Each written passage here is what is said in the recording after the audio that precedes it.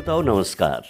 आज हमारे स्टूडियोज़ में विविध भारती के एक ऐसे कलाकार आए हैं जिन्होंने कई धारावाहिकों में काम किया है, फिल्मों में भी काम किया है और सबसे ख़ास बात ये है कि आप जो हैं मशहूर कॉमेडियन जिन्हें हम कहते हैं केशव मुखर्जी उनके सुपुत्र हैं।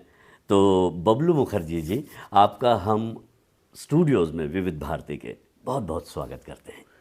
बहुत बहुत शुक्रिया आपका सर। और विविध भारती इतना बड़ा मंच, इतना बड़ा, इतने सालों से चला रहा है। मैंने अभी जैसे कि बाहर फोटोग्राफ देखे, बड़े से बड़े producers, directors, stars, actors, actresses, singers, उफ, मतलब सालों, मैं इनकी क्या तारीफ़ करूं आपके इस प्रोग्राम की। मैं तो कुछ नहीं, नाखून बराबर भी नहीं हूँ। बहुत बहुत शुक्रिया कि मैं आपके सामने बैठा हूँ और बोलने की मुझे मौका मिल रहा है। क्या बात है, आपके इन भावों के लिए आपको बहुत बहुत धन्यवाद। और बात सत्य भी है कि विविध भारती ने, इस मंच ने जो है कई उदीयमान कलाकारों से लेकर प्रतिष्ठित कलाकारों तक सभी को रिकॉर्ड किया है, सभी से बातचीत की है लाइव और सभी को हमारे श्रोताओं तक पहुंचाया है और श्रोताओं ने भी उनके साथ में एक विशेष संबंध बनाया है। उनकी यादों के साथ वो हमेशा रहते हैं। हमारे पास कई रिकॉर्डेड कार्यक्रम हैं, पुराने से लेकर नए जितने अभिनेता हैं या फिल्म इंडस्ट्री से जुड़े हुए लोग हैं, कला के क्षेत्र से, रचनात्मक क्षेत्र से जुड़े हुए लोग हैं, समाज से जुड़े हुए लोग हैं, उनकी रिकॉर्डिंग्स हैं जो समय समय पर हम बजाते भी हैं और नए कार्यक्रम भी करते हैं, जैसे कि आज हम आपसे मुलाकात कर रहे हैं। जी जी, अभी आपने जैसे बताया कि आपके पास गाने हैं, अभी आपने मुझे घुमाया है आपके आर्काइव में। हो, इतने सारे रिकॉर्ड्स, ओह माय गॉड, कैसा रखते हैं आप ये सर, इसका कैलकुलेशन, कौन सा गाना किस रिकॉर्ड में, कौन सा रिकॉर्ड किस, ओहो, इट्स माइंड ब्लोइंग जो आपने दिखाया मुझे। जी हाँ, उसे संभालने के लिए लाइब्रेरियन विशेष रूप से होते हैं। जी, कैटलॉग होता है, गानों के बोल होते हैं। अच्छा, हम हर तरह से रिकॉर्ड से उसे ढूंढ सकते थे, लेकिन आज के इस दौर में हम रिकॉर्ड्स बनती भी नहीं हैं और दूसरी बात, हम रिकॉर्ड कैसेट या सीडीज से प्ले नहीं करते हैं। अब ऑनलाइन हमारे पास गाने आते हैं और हमारे पास जो रिकॉर्ड्स हैं पुराने, जो वैल्यूबल हैं या यूँ कहें कि अनमोल हैं, उन्हें हमने डिजिटाइज़ किया हुआ है और हमारे कार्यक्रमों में हम उन्हें प्ले करते हैं। और जैसे कि भूले बिसरे गीत होता है तो 30s के सॉन्ग से लेकर 55 तक के सॉन्ग्स हम उसमें प्ले करते हैं। मतलब 30s से लेकर अभी तक के जो गाने हैं, हम हर तरह के गानों को जो है अपने श्रोताओं तक पहुंचाते हैं। वाह, क्या बात है। उफ, आई एम लकी, मैं बहुत लकी हूँ कि मैं ऐसे माहौल में आया हूँ। ये बात तो है और आपका आना यहाँ पर बहुत ज़रूरी भी था। इतने वर्षों तक आप इससे जुड़े नहीं रहे हैं, लेकिन आज जब आपका जुड़ाव और आपका प्रेम देखा हमने तो हमें समझ में आ रहा है कि हम इतने दूर आपसे इतने दिनों से कैसे थे। अच्छा बबलू जी, आप हमें ये बताइए कि जब हम केशव मुखर्जी की बात करते हैं तो एक कॉमेडियन की बात करते हैं जो लोगों के दिलों में, दर्शकों के दिलों में हमेशा से रहे हैं। और केशव मुखर्जी को देखते ही जो दर्शक होते थे उस वक्त, जो सिनेमा घरों में होते थे, उनके चेहरों पर मुस्कान आ जाती थी। और वो जो शराबी का जो वो रोल किया करते थे, वो सचमुच में ऐसा लगता था कि जैसे क्या बात है। और फिर उसमें उनका एक अपना अंदाज ये करके जो शुरुआत लेते थे वो, वाह वाह, मतलब माइंड ब्लोइंग। तो वही जलवा क्या वो घर में बरकरार रखते थे? वो इसी तरह के हंसमुख थे? कतई नहीं, कतई नहीं, बिल्कुल नहीं। वो एकदम सीरियस किस्म के इंसान थे। एंड आप बोल सकते हैं कि हमने जितना भी देखा है डैडी को घर में, बहुत ही कम देखा था, लेकिन बात करते हुए बहुत ही कम सुना है। अच्छा, बहुत ही कम सुना। और वो हंसी मजाक तो बिल्कुल नहीं। अरे जी, इतने मशहूर कॉमेडियन जो है घर पर बिल्कुल शांत रहते थे। एब्सोल्युटली। हाँ, वो कभी कभार मुझे और मेरे भाई को कभी कभार शूटिंग में लेके जाते थे, कभी मुझे कभी उसे। तो शूटिंग में मैं देखता था एक डैडी का एक अलग ही व्यवहार, मजाक लोगों के साथ में, किस तरह से मुस्कुराना होता है, किसी खिंचाई करनी होती है, या वो मैं समझा नहीं सकता उन चीज़ों को। मेरे डैडी अलग थे, मैंने उनको जब बाहर देखा, अलग ही डैडी थे वो। हाँ हाँ, तो लेकिन मुझे समझ नहीं आता था कि छोटे थे वो डिफरेंस क्यों है ऐसा, वो समझ नहीं आता, वो बाद में समझ में आया। बट घर में बहुत ही स्ट्रिक्ट थे। स्ट्रिक्ट थे? जी हाँ, काफ़ी स्ट्रिक्ट थे। जी हाँ, जी हाँ। मतलब इन द सेंस के पढ़ाई लिखाई बचपना है, मतलब आपका पढ़ने का काम है, बाकी आपको कोई टेंशन नहीं है, सब पढ़ाई करो। एंड ये भी नहीं कि भाई फर्स्ट क्लास आओ, सेकंड क्लास आओ, ये नहीं, पास हो जाओ मेरे लिए बहुत है। वो प्रेशर नहीं डालते थे पढ़ाई का। आपको मैं बताऊं, हम लोगों का, बंगालियों का फेवरेट और मोस्ट इम्पॉर्टेंट पूजा होता है दुर्गा पूजा जी। काली पूजा, सरस्वती पूजा। दुर्गा पूजा के टाइम पे स्कूल में एग्जाम होते थे हमारे, और डैडी बोलते थे ये क्या चक्कर है। तो डैडी क्या करते थे, उन दिनों में स्कूल भेजते नहीं थे। अच्छा। एक एग्जाम चला गया जान दो। क्यों? क्योंकि जो हमारा कल्चर है वो अगर हम बच्चे नहीं देखेंगे तो समझेंगे कैसे, बढ़ेंगे कैसे, मतलब उसको समझना भी जरूरी है। तो जब तक जाएंगे नहीं तो समझेंगे नहीं। और उनका हाँ, जैसे कि स्कूल में प्रिंसिपल ने डैडी को बुलवाया सॉरी, डैडी को बुलवाया कि मतलब एग्जाम ये अटेंड नहीं कर रहे हैं बच्चे। तो डैडी ने बोला कि मैं ही रोकता हूं उनको। 4 एग्जाम होते हैं, first unit test first semester, second unit test second semester, 3 exam है ना। मेरे को पासिंग मार्क्स ही चाहिए, उसके पास होना चाहिए। मुझे अभी डॉक्टर नहीं बनाना है, बट कल्चर इनको फॉलो करना जरूरी है। क्या बात। तो एक एग्जाम मिस हो गया, कोई बात नहीं, कवर अप कर लेंगे। सॉरी। तो डैडी का ये था कि ओके फाइन, पढ़ो, आगे बढ़ो। लेकिन हमारा जो पूजा पाठ है ये वो, डैडी पूजा पाठ के मतलब बहुत पूजा पाठ वाले थे। अच्छा जी। तो बोला कि ये फॉलो, ये सीखना जरूरी है बच्चों को भी। क्या बात। नहीं तो पेरेंट्स होते हैं कि भाई नहीं एग्जाम है, सब छोड़ो सब छोड़ो। दूसरे पेरेंट्स करते हैं कि नहीं भाई एग्जाम है, बच्चा क्यों नहीं आया दुर्गा पूजा, एग्जाम है, एग्जाम है। डैडी बोलते पहले पूजा। हाँ, वो असली संस्कृति कर्मी थे। संस्कृति से जुड़े रहना बहुत ज़रूरी है, वो हमारे जीवन में बहुत काम आता है, इस बात को वो समझते थे। व्यवस्था वो चेंज नहीं कर सकते थे, तो उन्होंने अपने आप ये चेंज लिया। इस चेंज के थ्रू आपके ऊपर भी जिम्मेदारियां बढ़ जाती थी कि 3 में ही आपको पास करके आगे बढ़ना होता था। लेकिन वो रिलैक्स कर देते थे। जी जी जी। डोंट टेक टेंशन, हाँ हाँ, just pass, I need you to get pass, that is it. क्या बात। हमारे पे प्रेशर ये भी नहीं एक होता था। नज़रिया है। हाँ। बिल्कुल है। और ये नज़रिया जो है आपके जीवन में काम आया। आप ऐसा सोचते हैं कि संस्कृति से जुड़ना बहुत ज़रूरी है? बहुत ज़रूरी है। एक मैं अपने बच्चों को भी वैसे फॉलो करवाया। अच्छा। मेरे भी मेरा स्कूल एजुकेशनल स्कूल है, saint Dominic Saviour high school, nursery to 10th standard, 20 साल हो गए। तो हमारे स्कूल में भी हमने छुट्टी तो नहीं दिया है, इट इज नॉट गवर्नमेंट के हिसाब से वो छुट्टी अलाउड नहीं, बिकॉज नवरात्रि के भी टाइम है वो। लेकिन जितने भी बच्चों को जिस त्यौहार में छुट्टी चाहिए लो। अच्छा। छुट्टी चाहिए लो, लेकिन एग्जाम में कम से कम पासिंग मार्क लाओ। स्कूल में भी बच्चों में बस ज़्यादा, हाँ पेरेंट्स को करना है, प्रेशर डालना है वो डालें, लेकिन स्कूल में मैंने बोला कोई टीचर को प्रेशर नहीं डालना बच्चों पे। उनको, बच्चों को जैसे खेलने जाना है, उनको मज़ा आता है, वो लोग वेट करते हैं कि भाई शाम को खेलने जाएंगे, उसी तरह उनको वेट करना चाहिए कि सुबह को हम स्कूल जाएंगे। और यही होता है मेरे स्कूल में। बच्चों को अगर मतलब मम्मी डैडी अगर बोले कि आज स्कूल नहीं जाएगा, आज आराम कर ले, बच्चे रोते नहीं, मुझे स्कूल जाना है। वो एक चीज़ लगाव पैदा कर दिया बच्चों के लिए, तो ऑब्वियसली वो लगाव देंगे, छुट्टी भी दो, वो खुद ही पढ़ेंगे, अच्छे मार्क्स लाएंगे, और लाते हैं। तो बबलू जी, आप का जो परिवार कह सकते हैं बिल्कुल पूरी तरह से, और केशव मुखर्जी के आप पुत्र हैं, सुपुत्र हैं, और आपने फिल्म इंडस्ट्री के अलावा भी जो है विद्यालय से जुड़े होने की बात अभी कही अपनी बात में जी। तो उसके बारे में बताइए, क्या आप कहना चाह रहे हैं कि आपका अपना स्कूल है? जी हाँ, डैडी को मैंने सुना था, और मम्मी भी कहा करती थी कि डैडी को शौक है बच्चों को पढ़ाने का। अच्छा। एक स्कूल स्टार्ट करने का। मेरे ख्याल से एक ज़मीन भी लिया था उन्होंने जुहू में, जो कि हमारे हाथ में नहीं आया। डैडी के जाने के बाद वो ज़मीन कहीं और ही चला गया। तो डैडी को वहाँ स्कूल स्टार्ट करना था। तो एक फिर जब ऊपर वाले एक हिम्मत दी तो बोला चलो शुरू करते हैं। एक उनका एक कुछ तो ख्वाब, उनको एक ख्वाब था कि वे मुझे पायलट बनाने का, और मेरे छोटे भाई को जो मुझसे 5 साल छोटा था उसको डॉक्टर बनाने का। मतलब वो तो ख्वाब पूरा कर नहीं सके, चलो एक है वो तो करें। कोशिश की, एंड ऊपर वाले ने साथ दिया। भगवान के आशीर्वाद से चल रहा है।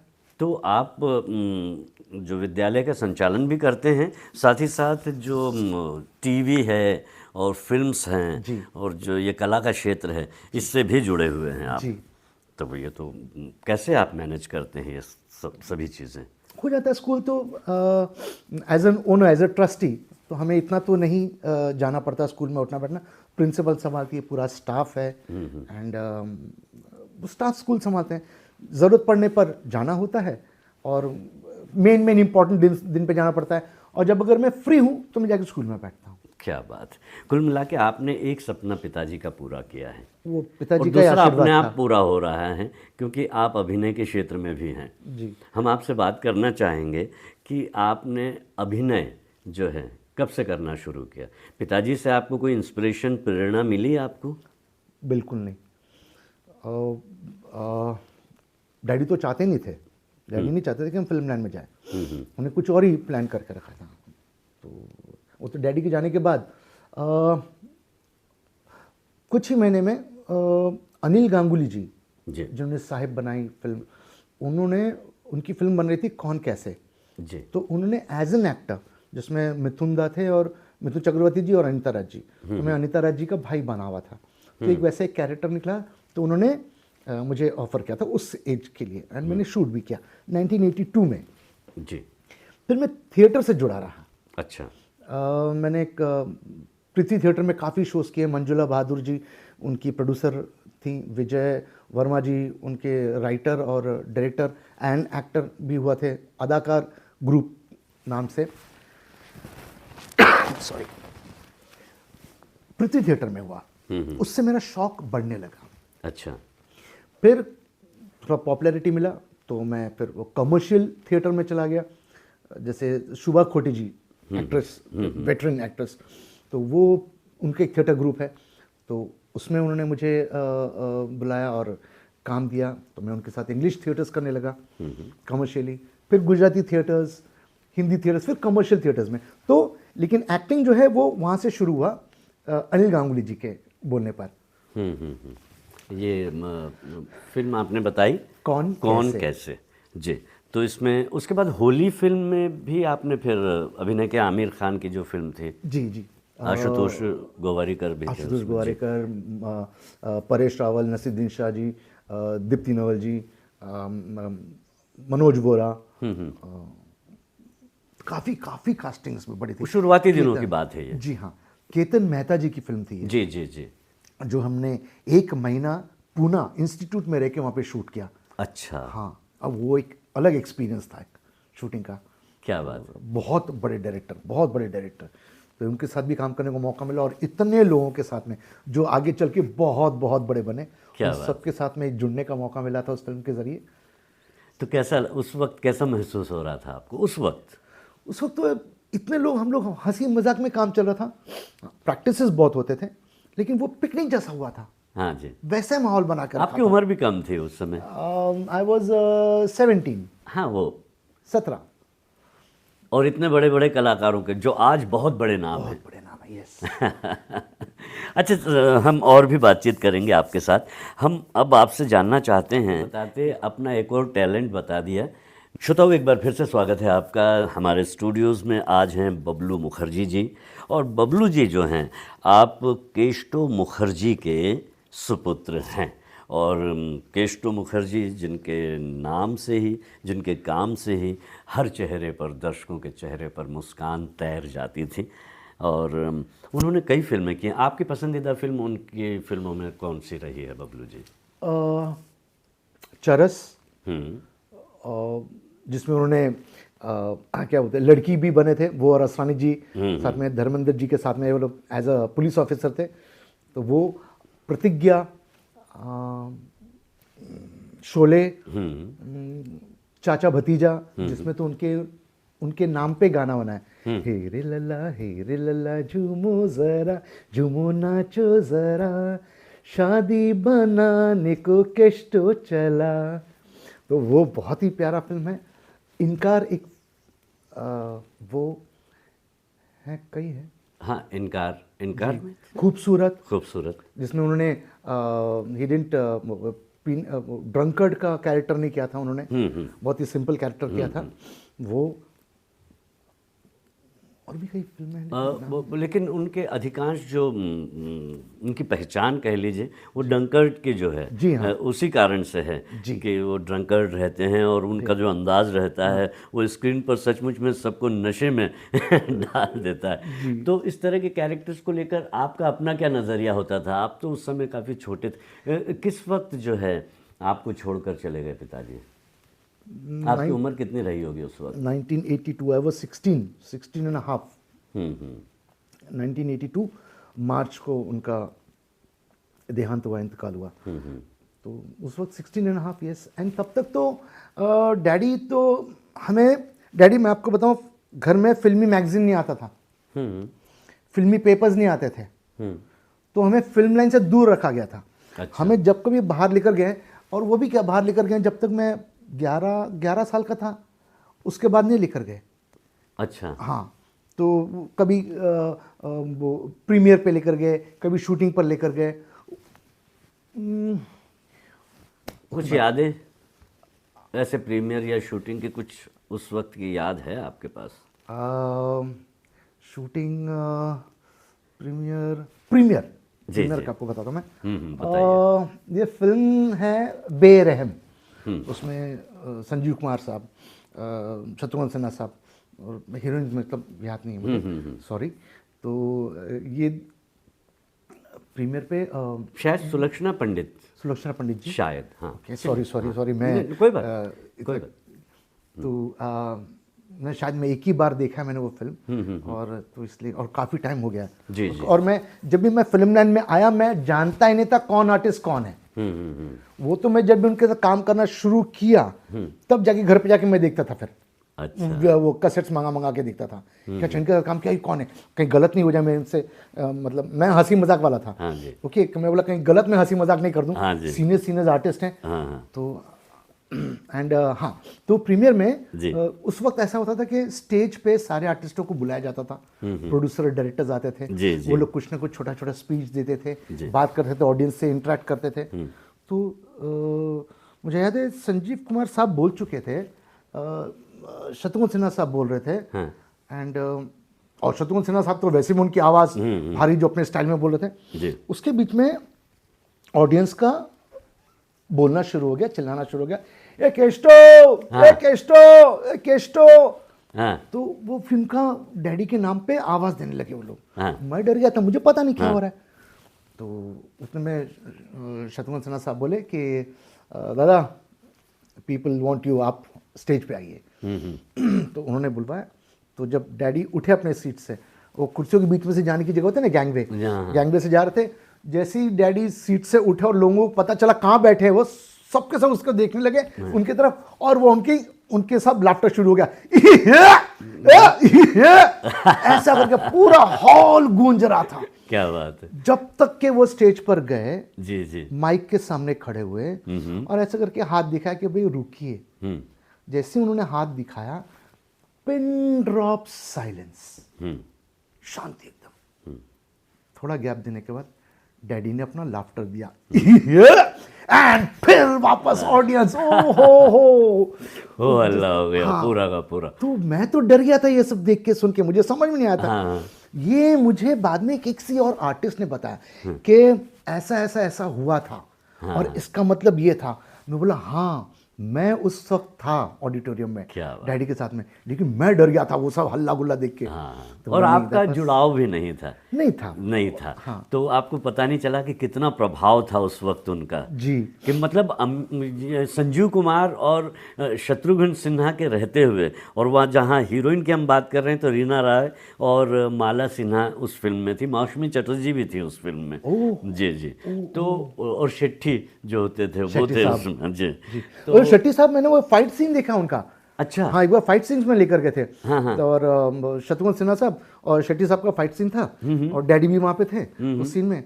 तो daddy is a very टची person है, उनको छोटी छोटी बातें लग जाती दिल पे, अच्छा। And very emotional. हाँ हाँ। तो शेट्टी साहब मतलब इनको एक पंच दिया शत्रु साहब ने, और शेट्टी साहब जाके ऐसे टेबल के नीचे जाके, वो टेबल के नीचे जाते हैं फिर उठते हैं, ओके। तो उठने के वक्त टेबल का शायद कुछ था कोना नीचे जो जो है, था वो कट गया था, खून निकल रहा था। तो जैसे वो टेबल के नीचे से निकले तो डैडी बैठे हुए थे सामने, ओके। डैडी ने बोला कट करो कट करो कट करो, he is bleeding he is bleeding. तो शेट्टी साहब भी तो रफ एंड टफ पत्थर आदमी, उनको तो पता ही नहीं। फिर जब कट कट कर बोला तो सबका ध्यान गया, अच्छा अच्छा, फिर वो पट्टी वट्टी करने लगे। तो फिर शेट्टी साहब ने बोला, अरे दादा आप तो बहुत ही नाजुक इंसान है, बहुत ही कोमल इंसान है, ये तो ये लगता रहता है। बोला नहीं, मुझसे देखा नहीं जाता ये सब। तो ऐसा मतलब इट वाज वेरी टची।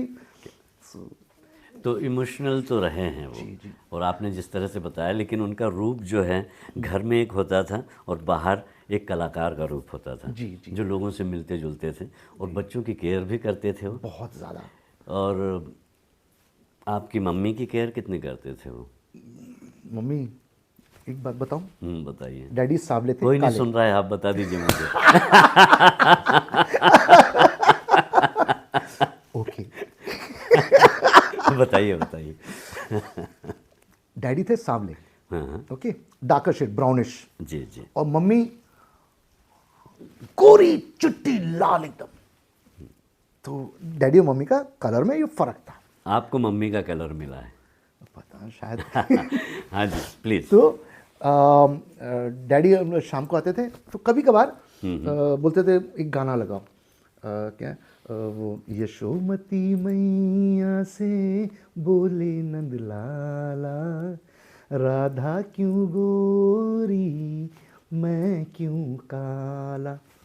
वो बार बार ये गाना लगाए और मम्मी को देख के रोते रहे, मतलब रोते इन द सेंस वो हल्की हल्की भीगी भीगी आंखें होती, कभी हल्का सा कभी वो आंसू भी टपक पड़ता था। तो मैंने मम्मी को पूछा रात को सोने के बाद कि डैडी ऐसा क्यों आपको देख के रोते रहते? तो मम्मी हंस पड़ी, बोला क्योंकि वो गाने में है ना, राधा क्यों गोरी मैं क्यों काला। तो मम्मी को दिक्कत, तू गोरी है मैं काला हूँ। लेकिन वो रोना नहीं है, वो एक उनका एक ढंग है, आई लव यू, प्यार को जताने का एक तरीका था। हाँ, क्या बात है। तो और कोई गाना तो डैडी को पता नहीं, मतलब कोई लाउड गाना सुनने का ऐसा मैंने कभी डैडी को सुना नहीं सुनते हुए। गजल सुनते थे, वो सब जैसे क्लासिकल सॉन्ग सुनते थे। तो ये गाना जो है, क्या बात वो खास करके चलाते थे। ये अच्छी याद निकाली आपने। अच्छा, एक बार आपसे बातचीत जब हो रही थी तो आपने बताया कि मम्मी कुछ जख्मी हो गई थी या कुछ उनको दिक्कत हो गई थी। जी हाँ, एक दिवाली में मम्मी फुलझड़ी जलाने, डैडी का शूट चला था। अच्छा। मम्मी फुलझड़ी जलाने गई तो छोटे छोटे थे हम भी, मतलब मैं भी 11 साल का उस वक्त, 10 साल का रहा होगा मैं, ओके। मेरा भाई उसमें से भी छोटा, 5 साल छोटा, तो 5 साल का। तो फुलझड़ी जलाने गए तो उनका पल्लू जो है वो दिया हम रखते हैं ना घर के बाहर, जी बिल्कुल, दिवाली के टाइम पे घर के अंदर सजाते हैं। तो वो दरवाजे पे वो कर रही थी, तो उनका साड़ी सिल्क का पहना हुआ था, तो वो हल्के से उड़ के वो दिया के ऊपर चला गया। एंड पता ही नहीं था उनको भी, हम भी बच्चे भी सामने, मम्मी भी सामने करी, और जैसे आग पकड़ा, दन दन दन दन दन दन दन दन दन दन, पूरा का पूरा she was in total fire.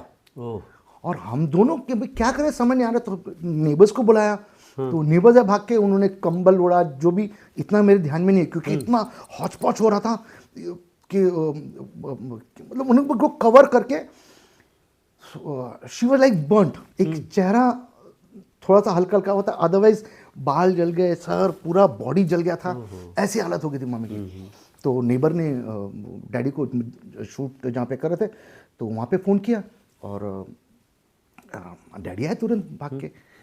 So it was a terrible situation. और फिर क्या बोलते हैं, 2-3 दिन डैडी शूट पे गए ही नहीं, क्योंकि घर में देखभाल करने वाला कोई नहीं था। नर्स बुलाए थे किसी को, मम्मी को पूरा उनको ऑइंटमेंट, बैंडेज, ये सब नहलाना वलाना वो सब करना पड़ता था। सो डॉक्टर तो आके पूरा अपना ट्रीटमेंट करके जाते थे, लेकिन बाकी काम भी कराना है। सो चलेगा ना, बोलूँ ना मैं? हाँ, बोलिए बोलिए। So it is a sad part, चलेगा? नो प्रॉब्लम, आप बोलिए ना सर। हाँ। आप बोलिए। तो वो टाइम था कि डैडी का लगाव, मतलब मम्मी की तरफ कितना ध्यान, वो सोते नहीं थे। मम्मी ने ज़रा सा चूहा बस के बाथरूम जाने, कुछ भी मतलब उठना बैठना सब मुश्किल था, impossible. She was bed ridden for months. लेकिन वो कुछ 2-3 दिन तो चलो एडजस्ट हो गया था, वो बाकी तो छोड़ नहीं सकते थे कि उसी वक्त उनका काम इतना बढ़ गया था। तो ऐसे भी टाइम पे लोग कैसे फ़ायदा उठाते हैं, गलत फ़ायदा उठाते हैं। मैं आपको एक किस्सा, यही इसी से जुड़ा एक किस्सा बताता हूँ। डैडी ने किसी को रखा था घर पे, एक नर्स काइंड ऑफ थिंग, जो डैडी के वो सर्कल में पहचान की थी, एक रेपुटेड। तो she used to be at home to take care of mother, दिलाना वराना ये वो 24 आवर्स। एंड जब भी कुछ हो, I used to be home, देखता था कैसे क्या करती। स्कूल में आने जाना होता था, बस फिर भी दिखता था। एक हफ्ते के बाद पता चला वो लेडी ने घर में से काफ़ी कुछ चीज़ें चुरा के निकल गई। अच्छा। अब किस पे भरोसा करें ऐसे टाइम? जो भरोसेमंद था वो भी भरोसा छोड़ के चला गया। फिर डैडी को भी लगा, वो वाला फ्लैट खरीद के दिया जो कि मेन रोड फेसिंग है। क्या बात है। ओके, एंड रास्ते के इस तरफ एक बिल्डिंग छोड़ के पीछे सी फेस है, हाँ। जू बीच है। तो डैड ने बोला कि this is the house for you. क्या बात। अब तुमको किसी घर पे नहीं जाना पड़ेगा, ये तुम्हारे घर में तुम बैठे बैठे देखो, सब त्योहार विसर्जन ये वो सब तुम्हारे घर के सामने से तुमको नजर आएगा। वाह। ऐसा। Okay, and one more incident. हमारे घर पे टीवी नहीं था जी टीवी देख लीजिए आप नेबर के घर पे जाके। जी। ऐसे कुछ हुआ, हो सकता है उनके घर में मेहमान आया हो, हाँ, हो। और वो शायद नहीं अलाउ कर रहे थे, छाई गीत हम अगर वहाँ पे जाके देखते थे। तो डैडी ने मम्मी को नहीं जाने मिला। मम्मी है ना एकदम हाय मम्मी है ना एकदम गाय। ओके, तो वो मम्मी को घुमा फिरा के बात करना नहीं आता, एकदम नहीं। तो वैसे ही कुछ हुआ कि डैडी भी आके पूछते थे कि कैसा रहा आज का दिन, क्या क्या करते हैं। डैडी हमसे इंग्लिश में बात करते थे, मम्मी से बंगाली में। ओके, तो डैडी पूछा तो बोले आज मैं छाया गीत नहीं देख पाई। चित्रहार या छाया गीत क्या उस वक्त आता चित्रहार जी। था? क्यों? उनके वो घर में कुछ थे, आए थे मेहमान, तो नहीं देख पाई, मैं नहीं जा सकी। कोई बात नहीं, with in few days colour TV घर पे। मतलब मम्मी को तकलीफ, प्रॉब्लम है, तुम्हारा प्रॉब्लम सॉल्व करूंगा, तुमको मैं कोई प्रॉब्लम में नहीं देख सकता। क्या बात। ऐसा था मम्मी के साथ का उनका। ये बहुत ही गहरी और आत्मीय और अपने परिवार की पारिवारिक बातें जो हैं आपने बड़े ही प्यार से अपने श्रोता साथियों के साथ शेयर की है। निश्चित रूप से ये काबिले तारीफ है। अच्छा, ये बताइए, उनका प्यार इतना था, लेकिन वो he was not loud lover, right, mild love और शांत, मतलब साइलेंट लव। क्या बात। वो उनका था, चाहे वो मम्मी की तरफ हो चाहे वो हमारे तरफ। हाँ। अच्छा, ये बताइए कि आपका जन्म कहाँ हुआ? मैं पैदा हुआ था कैलकाटा में। और मुंबई कैसे फिर आना, कौन से साल में आया आप? मैं जब 6 महीने का था, अच्छा, तभी 6 महीने का है सिर्फ, अच्छा। तभी डैडी हमको बॉम्बे लेकर आ गए थे। तो फिर उसके बाद आप मुंबई में पढ़ना वगैरह सब कुछ फिर यहीं? जी हाँ, एवरीथिंग यहाँ पे। अच्छा। और डैडी का भी और ननिहाल कहाँ आपका? मेरा नैनीहाल बोले तो मदर साइड से जो है? Mother side Calcutta. कलकत्ता से। हाँ। तो मम्मी कलकत्ता से ही हैं? मम्मी कलकत्ता, डैडी भी कलकत्ता से। और मम्मी के भाई जो गोविंदोलाल गांगुली, उनके केवल रोबिंदोलाल गांगुली, ये दोनों थिएटर किया करते थे। एंड उनको अवार्ड्स मिला इंदिरा गांधी जी से। अच्छा। As a writer, director, actor, काफ़ी। तो उस हिसाब से डैडी उनके साथ कनेक्टेड थे। जो ये तो मुझे नहीं, मतलब जो मेरे अंकल्स और आंटीज़ ने बोला है, मामा मामी चाचा चाची ने बताया कि फिर उनके बोलते हुए डैडी से शादी करवाई। तो सब लोग ऑब्जेक्ट करते थे, ये काला आदमी है, क्योंकि मेरे घर में सारे के सारे, sorry I am not being biased, मैं कलर के ऊपर नहीं बोल रहा हूँ, लेकिन जो एक वो होता ना, वो एक जो नहीं होना चाहिए, ओके, तो कि वो लोग कलर के अगेंस्ट थे। मेरा मामा लेकिन था कि नहीं, he is a nice man, कि दोनों को जमीन आसमान का फर्क देखते हैं मैं। मामा बोले कि he is a nice man, आदमी अच्छा है, अच्छा आदमी होना चाहिए। तो वो उनका प्लस पॉइंट उस वक्त, मैं मेरे मामा जी को हैट्स ऑफ करता हूँ कि उन्होंने उस वक्त ऐसी सोच रखी थी, प्रगतिशील, yes, क्रांतिकारी सोच, उस दौर में। उस दौर में उन्होंने भेदभाव नहीं किया था। हम्म। और मेरे मामा की जो वाइफ आई, वो जैसे मेरे डैडी का कलर वैसे उनका कलर, कि ऐसा नहीं लगे कि अच्छा मैंने इनको ऐसा किया तो लेकिन मैं भी करूंगा ऐसे ही। मैं अगर ये मानता हूँ ऐसा, he was a very advanced thought person. तो वैसे उनकी शादी हुई, तो फिर यहाँ पर आ गए। लेकिन जब यहाँ पे आने के पहले daddy daddy daddy daddy daddy हाँ डैडी यहाँ पे स्ट्रगल कर रहे थे। तो सलील चौधरी जी बहुत बड़े म्यूजिक डायरेक्टर, बैंड्रा में उनका घर हुआ करता था जी, अभी भी हैं शायद, काफ़ी टाइम हो गया। तो डैडी उनके बालकनी में सोते थे। हाँ, ये कहा जाता है कि उनके किसी उसमें कि उनको सोने की उस समय जगह नहीं रहती थी तो कहीं और सोया करते थे। हाँ, कई लोग बोलते हैं स्टेशन पे सोते थे, इधर सड़क पे सोते थे। नहीं, वो बात ऐसी नहीं है। ऐसे नहीं है। हाँ, ऊपर वाले का आशीर्वाद था उन पे भी। एक बालकनी में सोते थे।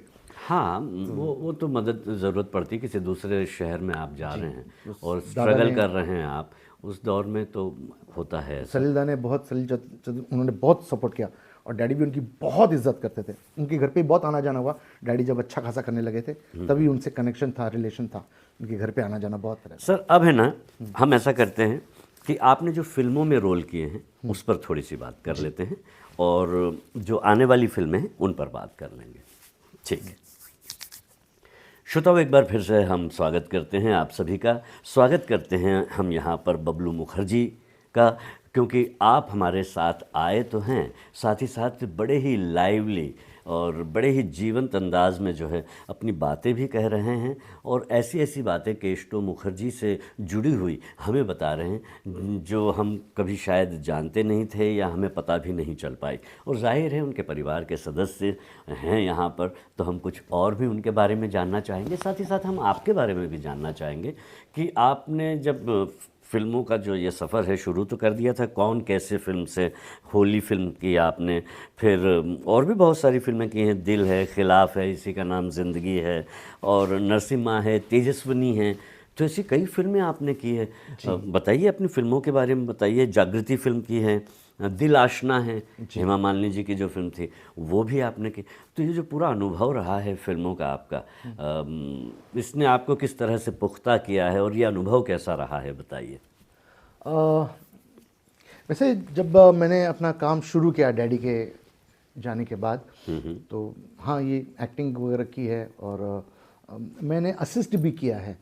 आपने असिस्ट किया है। श्रद्धांजलि फिल्म जो थी उसमें भी आप असिस्टेंट थे। अनिल शर्मा जी की फिल्म मिस्टर एंड मिसेस जो थी, मिस्टर मिसेस सीरियल जलाल आगा जी की सीरियल थी, वो उसमें मैंने असिस्ट किया था। डायरेक्ट भी किया, जब वो नहीं रहते थे तब आप डायरेक्ट भी करते थे उसको। वो जब वो एक्ट करते थे एज टू डायरेक्ट एंड तो एक वो भी एक्सपीरियंस, मतलब मैं नया नया फर्स्ट टाइम असिस्टेंट बनाऊं और जलाल भाई का, ओके, एंड मुझे कुछ ही दिनों में डायरेक्ट करने को बोला कि भाई यू कॉल द शॉट्स। क्या बात। बिकॉज वो स्क्रिप्ट राइटर के साथ में मैं ही बैठता, स्क्रिप्ट राइटर तारिक यूनुस, वो लंदन से आए थे, तो वो लिखते थे उर्दू में, तो मैं उनके साथ रात में बैठता था और वो ट्रांसलेट करते थे, मैं हिंदी में लिखता था और फिर सुबह जाके सब आर्टिस्टों को देता था।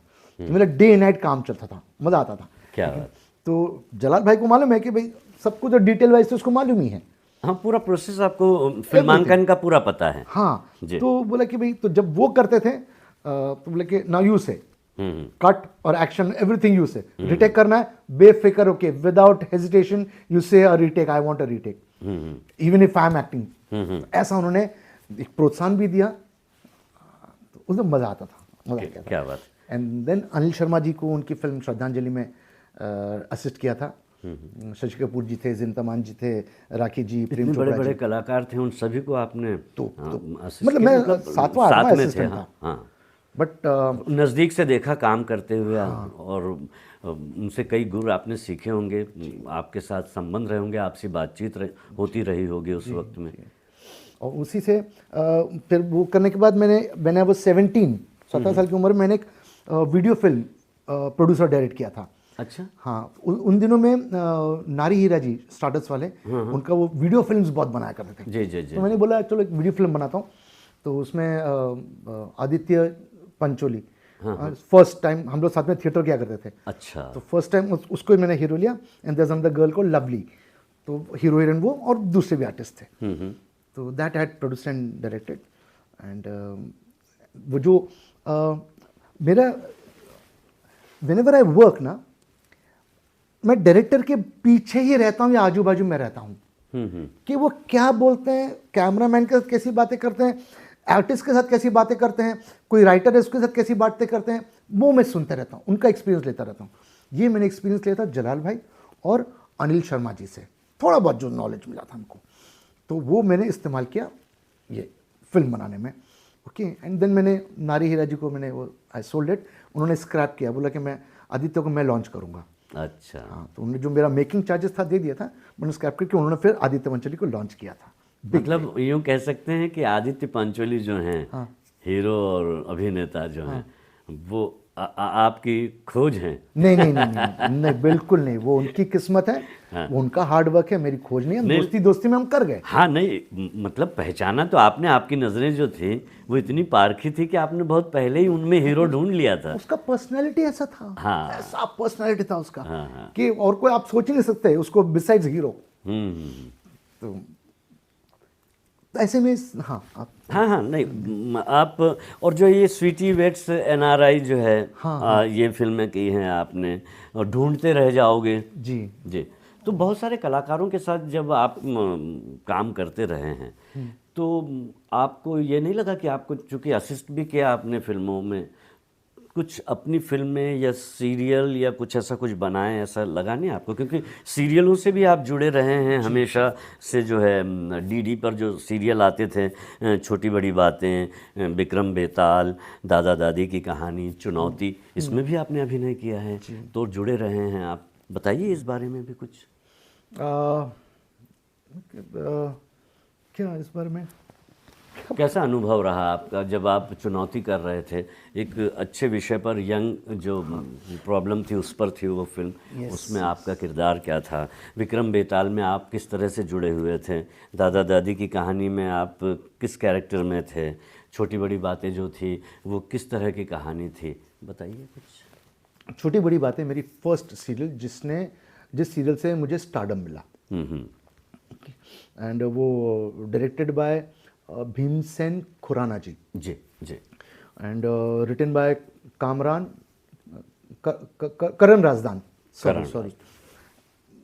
वो सीरियल में आई वाज, वो यंगस्टर्स होते हैं, एक फैमिली है, सुलभा देशपांडे जी और बड़े बड़े कलाकार उसमें, सुलभा देशपांडे जी, माया अलग जी, अशोक शराफ जी, एंड तो उसमें दो फैमिली बताएं। एक है जो बहुत ही, सुलभा देशपांडे जी का जो फैमिली है वो मैं उनका बेटा बना उसमें, और उनका एक और बेटा है, हम दो भाई उसमें, उनके बेटे बने हुए हैं।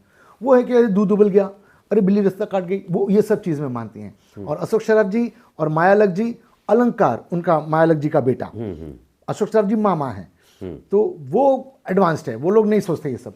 तो उन दोनों का जो एक क्लेश जैसा है कि नहीं ऐसा नहीं होना चाहिए, ऐसा होना चाहिए, एक वो बहुत ही खूबसूरत सीरियल था वहमों के ऊपर। तो उसमें एक वो जो यंगस्टर का कैरेक्टर था वो किया था, फिर लाइट हार्टेड कैरेक्टर। और उसमें भी जब मैं ऑडिशन के लिए गया था तो वो मुझे राइटर ने मुझे बाद में बताया कि आपका कैरेक्टर जो आप करते हो वैसा था ही नहीं, आपका कैरेक्टर एकदम माइल्ड वाला कैरेक्टर है। मतलब अच्छा मम्मी ने ये बोला, अच्छा मम्मी ने ये बोला, अच्छा वो नहीं करो, अच्छा, लेकिन आपने रीडिंग के वक्त और वो वर्कशॉप के वक्त आपने कैरेक्टर को बदल दिया, आपने एकदम उसको वायलेंट कैरेक्टर बना दिया। मम्मी ने बोला ऐसा नहीं करना, क्यों नहीं करना, मैं तो करूंगा। तो अचानक हमको लगा ये क्या हो गया, और हमें वो कैरेक्टर अच्छा लगा और आपका कैरेक्टर हमने चेंज कर दिया। तो वो बहुत क्लिक हुआ था वो कैरेक्टर। एंड फिर दादा दी कहानी और क्या विक्रम बेताल, मज़ा आया था। मैं क्या बोलूँ, उन दिनों में ना काम चल रहा था, DD पे 4 सीरियल मेरे आते थे, सुबह और शाम। मतलब मैं काम ही काम कर रहा हूँ, प्लस थिएटर कर रहा हूँ, प्लस मूवीज़ भी कर रहा हूँ,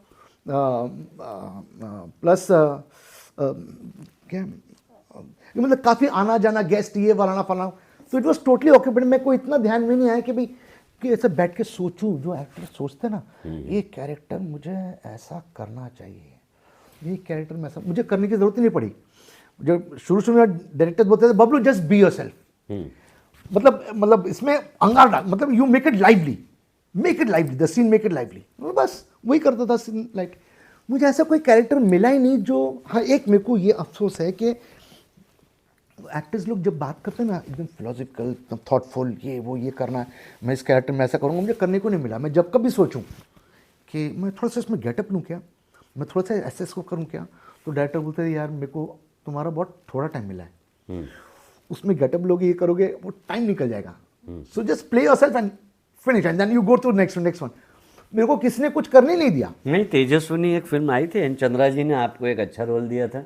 वो यस यस यस, वो मज़ा आया मेरे को करने में। हाँ जी। उसमें दो, अमरीश पुरी जी विलन, विजय शांति जी हीरोइन। ओके, अमरीश पुरी का बेटा आरिफ बना हुआ है, विजय शांति जी का बेटा मैं सॉरी सौतेला भाई मैं बनाऊँ, सौतेला भाई। Okay, she is a very good person, Amrish ji negative, absolute negative person. तो मैं सौतेला होने के नाते इनके साथ जुड़ जाता हूँ, एंड तो हम दोनों धमाल करते रहते हैं। एंड इतना मेरे को मजा आया ना वो कैरेक्टर करने में, नेगेटिव थॉट, ये वो एक अलग ही एक्सप्रेशन, बोलने का तरीका, वो सब अलग से करने को मिला। हाँ, उस फिल्म में ना बताइए, कुछ मेरे प्रिंसिपल्स रहे हैं जो मैं बता रहा हूँ आपको। बताइए। एक तो उस फिल्म में कि वो लड़का सीन है जिसमें वो लड़का लड़की को रेप कर रहा बाथरूम में, और I am there shouting friends के साथ में come on come on come on come on, मतलब उसको झाड़ पे चढ़ाने वाले बात कि आगे बढ़ो। वो तो मुझे गंदा लगता था। मैंने पूछा था कि ये सीन में मैं तो नहीं करने वाला हूँ ना ये सब। बोला नहीं, you are there just pepping him. बोला ठीक है। बोले तो ये चीज़ जो लड़कियों के साथ में जो करना है वो मुझे नहीं पसंद, because by the time I just had that thing कि not to do this kind of characters. क्योंकि एक फिल्म में कर रहा था षड्यंत्र, उसमें 4 विलन्स थे और चारों लड़की को रेप करते वन बाय वन। 3 जनों ने किया, वो लड़की ने मना कर दिया, 2 जन ने किया, लड़की ने थर्ड रेप के लिए मना कर दिया। बहुत टॉर्चर हुआ उसके साथ में, वो they get carried away. Third में कैसे भी मनाया कि भाई एक कर लो, वो रेप सीन किया। उसके बाद में उसने रोते रोते हाथ गिर गया, पैर पड़ के, मेरे को नहीं करना है, मेरे को नहीं करना है, आगे का नहीं, फोर्थ रेप सीन करना है। And the fourth rape scene was with me, and मैंने इनको देखा करते हुए।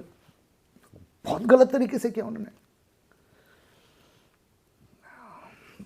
डायरेक्टर ने बोला कि ज़रा मनाओ यार, क्योंकि चाहिए आगे जो सब लिंक ट्विंक है इस चीज़ के साथ में। तो मैं लड़की को बुलाया, बैठा, बात किया। मेरे बोला इसको कोरियोग्राफ करते हैं, ऐसा नहीं कि तुमने कुछ भी किया, मैंने कहीं भी हाथ लगाया, मैं कुछ भी किया, वो सब नहीं करना चाहूँगा। हम लोग कोरियोग्राफ करते हैं, जैसे डांस कोरियोग्राफ होता है, हाथ इधर पैर इधर ये वो।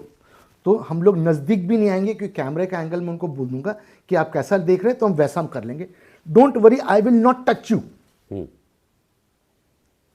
हमने एक बार उसको करके बताया, रिहर्सल करके बताया, एंड टेक हुआ। And she was like, director भी खुश, and the girl was very happy, very happy. मुझे वो गंदा लगता है सब करना, गंदा लगता है। लेकिन फिल्मों की कहानी की अगर वो डिमांड होती मत करो ना वो रोल, मत करो ना वो रोल।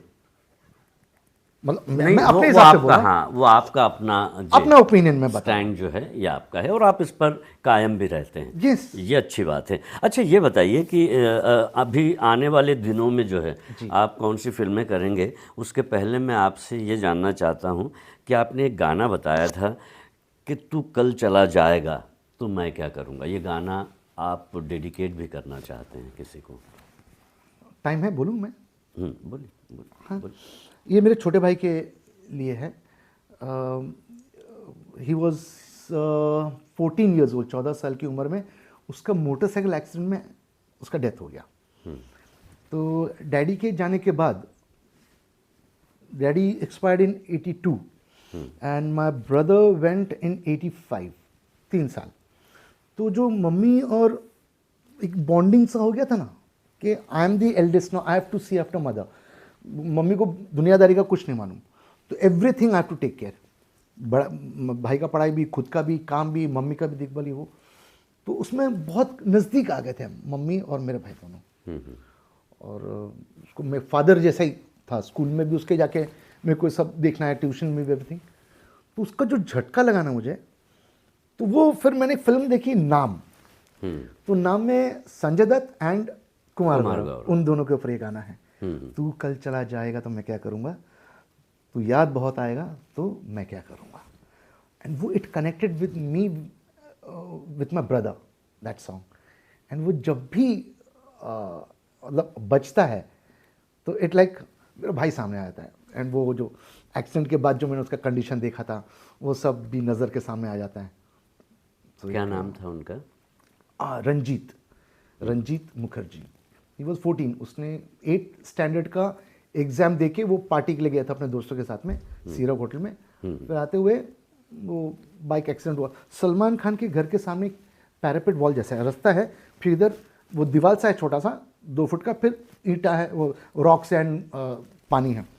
तो वहाँ पे वो टक्कर मार के उसका bike, he had fallen on the rocks, head मतलब ऐसा ऊपर गया तो सर के बल नीचे आके गिरा। 14-15 फीट नीचे है वो, ऊपर से 7-8 फीट और भी ऊपर उछला था।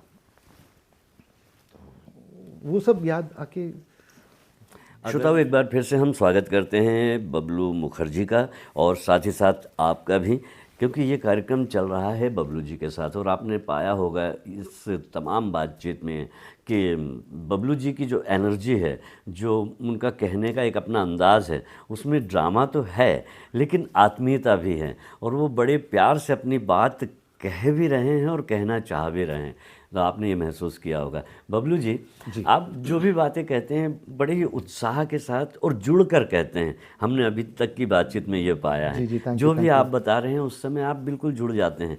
एक असिस्टेंट डायरेक्टर के रूप में जुड़ते हैं आप, या अभिनय करने वाले के रूप में जुड़ते हैं, ये आप इसी तरह से स्पॉन्टेनियस हैं? ऊपर वाले की मेहरबानी। Yes, I try to be lively. हाँ, एकदम लाइव। हमने ये देखा कि आप जब भी जो अपनी बात बता रहे हैं उसमें कोई सीरियसनेस अलग से डालने की कोशिश नहीं कर रहे हैं। जो आप हैं उसी तरह से आप प्रेजेंट हो रहे हैं। जी जी जी। जबकि मैं भी अगर देखा जाए तो मैं जिस तरह से हूँ, मैं शायद उस तरह से नहीं हूँ, लेकिन मैं माइक्रोफोन के ज़रिए जैसा हूँ मैं वैसा ही अपने आप को दिखाने की कोशिश करता हूँ। आपके बोलने का स्टाइल कमाल है सच्ची में। वो जो आप को बेस भी है, ट्रेवल भी है, एंड यू नो दैट वो सीरियसनेस भी है। एंड आपकी आवाज़ में काफ़ी वैराइटीज़ है। एंड सो मेस्मराइज गेटिंग, मतलब आपकी आवाज़ सुनकर मज़ा आ रहा है। धन्यवाद आपको बहुत बहुत। चलिए हम आगे बढ़ते हैं। और आप ऐसा कौन सा काम करेंगे जिससे कि आपके दर्शक, आपको चाहने वाले आपसे खुश होंगे, आपसे, आपके काम से मज़ा लेंगे? आने वाले दिनों में क्या करना चाह रहे हैं या अभी क्या कर रहे हैं? अभी का मैं बता सकता हूँ। अभी मैंने एक फिल्म कंप्लीट की है, written and directed by Naushad Siddiqui. Film का नाम है फिल्म का नाम है mission grey house. It's a thriller murder mystery. और उसमें जैसे कि पहले की फिल्म में वो हवेली है और महमूद भाईजान वो ऐसा कार्य, मतलब देखभाल कर रहे हैं, ये कर रहे हैं, वो कर रहे हैं, केयर टेकर जैसे कोई है वहाँ पर। जी, मुझे वैसा रोल है, मेरा रोल वैसा है उसके अंदर, केयर टेकर का, बंगले का। ओके, तो कैरेक्टर करने में मज़ा आया। एंड न्यू हीरोइन लॉन्च कर रहे हैं। नाम वाइज रज़ा मुराद जी हैं, किरण कुमार जी हैं, ये सब मैं काम किया तो इनका मुझे मालूम है। And there is another movie in which again Raju Shrestha actor, okay, he is become a director, वो डायरेक्ट कर रहे हैं मूवी। तो उसमें भी अच्छा है, एक सिंपल सा कैरेक्टर है एंड वो पागल सा कैरेक्टर है। तो ये भी मुझे करने में मज़ा आ रहा है। क्या बात है। तो इन दिनों आप जो हैं एंगेज्ड हैं, और जो आप चाहते हैं करना, जो कैरेक्टर्स करना चाहते हैं, उस तरह के कैरेक्टर्स अब आपके पास पहुंच रहे हैं। Yes, very true. अब मुझे मज़ा आ रहा है काम करने में। पहले मैं काम करता था, मतलब मुझे मालूम है, मेरे जब मेरा करियर शुरू हो रहा था तो मुझे इन बिटवीन मुझे 2 फिल्में मिली थी एज अ सेकंड हीरो, लेकिन वो मैंने फेवर नहीं किया तो मेरा काम कट गया। अच्छा, ओके। एंड बिग फिल्म अगर वो उसमें मेरा सेकंड हीरो में अगर लॉन्च हो गया होता, अगर मैं पोर्ट्रे हो गया होता एज अ सेकंड हीरो, तो मैं एक अलग ही जॉनर में रहता, लेकिन वो नहीं हुआ। फाइन। तो मेरा ये था कि भाई काम करूं, मैं कोई प्लान नहीं करूंगा, कि ये फिल्म और ये सीरियल और ये, मैं प्लान कुछ नहीं करूँगा, जो होता है होने दो, ऊपर वाले के हाथ में, हमारे हाथ में कुछ नहीं, हम मेहनत करेंगे, मेरे को मेहनत करना है, ओके। एंड मेहनत भी क्या, कहाँ से क्या कितना ज़्यादा मिल रहा पैसा वो देखो, किधर ज़्यादा बड़ा रोल है वो देखो, ऐसा मैं काम करता था। सो आई नो, मुझे प्रोड्यूसर डायरेक्टर याद है, नाम भी याद नहीं है जो मैंने काम किया, मुझे पैसे याद है पैसे से मुझे वो प्रोजेक्ट याद है, ओके। सो एंड बिकॉज वो लाइक लाइफस्टाइल है, लाइफस्टाइल जीना है, okay. If you don't have money, and I had daddy का मतलब इतना कुछ पीछे रख के गए, वो संभालना है, मम्मी है, मम्मी कभी मम्मी का क्या हुआ था कि डैडी के जाने के बाद मम्मी को थोड़ा सा मेंटली थोड़ा तकलीफ हो गया था, भाई के जाने के बाद एकदम कंप्लीटली मम्मी मेंटली डिस्टर्ब हो गई थी, मम्मी का संभालना ये वो, तो बस काम करते जाओ, डे नाइट। मुझे बीच में मिलते थे 2 घंटे, सुबह 7 से 9 घर पे आने के लिए मिलता था मुझे, एंड 9 बजे वापस, 9:30 रिपोर्ट टू द सेट। वो 7 से 9 भी 2 घंटा मेरे से ले लेते थे लोग, अच्छा, मेरे को 2 घंटा दो बस। तो कॉलेज का एक सीक्वेंस था, कॉलेज का एक सीरियल शुरू हुआ था, करण सलूजा वॉज द डायरेक्टर, वो भी अमेरिका में जाके सेटल हो गया। अच्छा, तो सब पूरा कॉलेज के ऊपर है, राखी विजन, अजीत वछानी जी की बिग कास्ट अगेन, ओके। बोले यू गिव मी 2 आवर्स यार, I need 2 hours of yours in the morning. तो वो भी नहीं होता था, मैं घर पे भी नहीं आ सकता था, तो 7 से 9 वो भी मैं सेट पे जाता था। ऐसा काम चलता था, ऐसा काम करते रहता था, अंधाधुंध। यहाँ तो बोलूँ, मेरा ड्राइवर भी जब मैं शूटिंग कर रहा हूँ वो सोता था, मेकअप मैन जब वो, मैं मेकअप मैन और मैं स्पॉट में, हम लोग गाड़ी में सोते थे ट्रैवल करने के वक्त। So it was like that. तो मैं ऐसा कुछ बोल नहीं सकता हूँ कि ये खास या वो खास, मुझे वो करने को मिला ही नहीं, अभी करने को मिल रहा है, अच्छा लग रहा है। ओ हो, समथिंग डिफरेंट, समथिंग डिफरेंट। एक आर्टिस्ट का रहता है कि कुछ अलग करूँ, अब करने को मिल रहा है, okay, at this age. And एक मैंने सीरियल किया था, my favourite production house serial का है स्वास्तिक प्रोडक्शन। उन्होंने मुझे एक रोल दिया था, सीरियल का नाम था सूर्यपुत्र करण, ओके।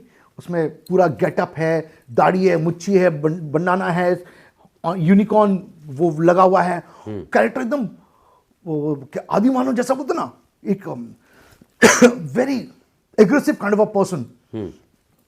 एंड मतलब उसके एक एक लाइन पे अलग कट, उसके एक एक लाइन पे अलग कट ऐसा होता था। अच्छा, ऐसा कैरेक्टर मिला था, उफ, वो मजा आया था करने में। अच्छा, एक और सिद्धि के अंकल, हाँ, उन्हीं का राइट। अभी मतलब एक फर्स्ट टाइम ऐसा कि मुझे एक मुस्लिम कैरेक्टर करने को मिला है।